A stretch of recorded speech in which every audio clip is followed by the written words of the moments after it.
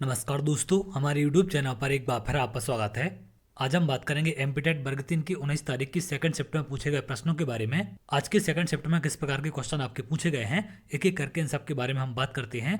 सबसे पहला प्रश्न आपका पूछा गया था, बाल दिवस कब मनाया जाता है। तो यहाँ पर राष्ट्रीय बाल दिवस की बात की गई थी। ये आपका 14 नवंबर को मनाया जाता है। पंडित जवाहरलाल नेहरू के जन्मदिन के उपलक्ष्य में इसे मनाते हैं, तो इसको लेकर भी प्रश्न आगे आपका बन सकता है। अगला प्रश्न आपका पूछा गया था, पृथ्वी से चंद्रमा की दूरी कितनी है। तो यहाँ पर ग्रहों के बीच की दूरी भी आपकी पूछी जा रही है, तो इन सबको भी आप लोग देख कर जाएंगे। तो पृथ्वी से चंद्रमा की दूरी कितनी है आपकी, 3,84,000 किलोमीटर है। अब यहाँ पर कुछ और चीजें आपको ध्यान रखनी है। यह दूरी पृथ्वी के व्यास का 30 गुना है।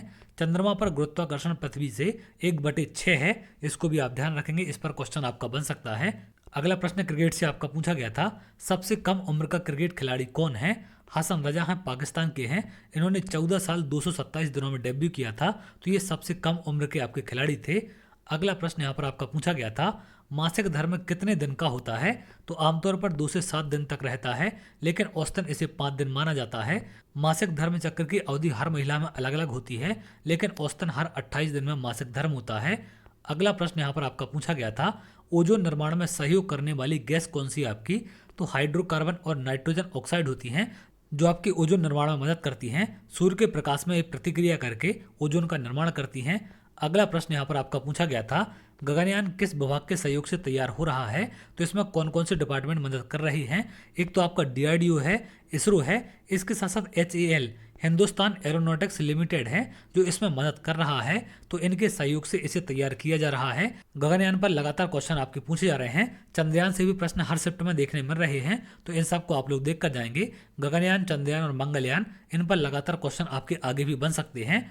दही में कौन सा बैक्टीरिया पाया जाता है। लैक्टोबैसिलस बैक्टीरिया होता है जो आपका दही में पाया जाता है। लैक्टोबैसिलस बैक्टीरिया दूध में पाए जाने वाले लैक्टोज को लैक्टिक एसिड में बदल देता है, तो इसको आप ध्यान रखेंगे। इससे दूध का प्रोटीन आपका अलग हो जाता है और उसमें खट्टापन भी आ जाता है।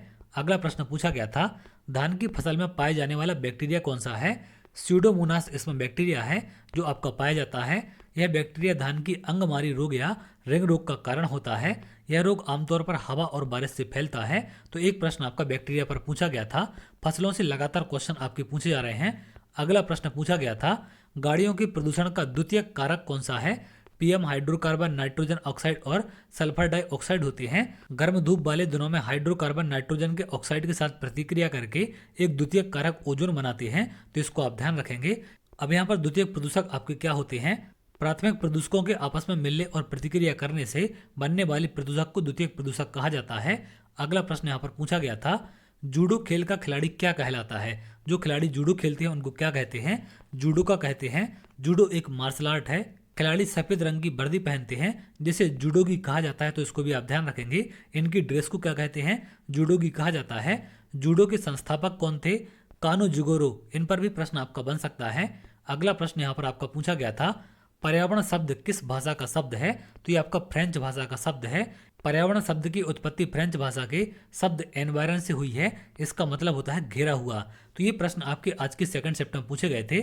आज का एनालिसिस बिजी होने के चलते थोड़ा सा लेट हो गया, लेकिन हमारा मेन उद्देश्य एग्जाम में पूछे गए क्वेश्चन कौन से हैं, कौन से टॉपिक से प्रश्न पूछे गए हैं, जिससे आगे आने वाली शिफ्ट में आपकी हेल्प हो सके। तो इन्हें जाकर आप देख सकते हैं। इनसे संबंधित टॉपिक भी आप देख कर जाएं। लगातार क्वेश्चन आपके सेम टॉपिक से देखने मिल रहे हैं। थोड़ा बहुत लेवल ऊपर नीचे आपका होता रहता है, तो बाकी क्वेश्चन भी आपके लेवल ऊपर नीचे हो जाते हैं। उससे एक एवरेज लेवल का आपका एग्जाम देखने मिल रहा है। तो इन सबको आप देख कर जाएं। तो चलिए आगे, अगर आप ऐसे वीडियो चाहते हैं तो हमारे चैनल के साथ जुड़ सकते हैं, जिससे और भी इंपॉर्टेंट वीडियो आपको मिल सके।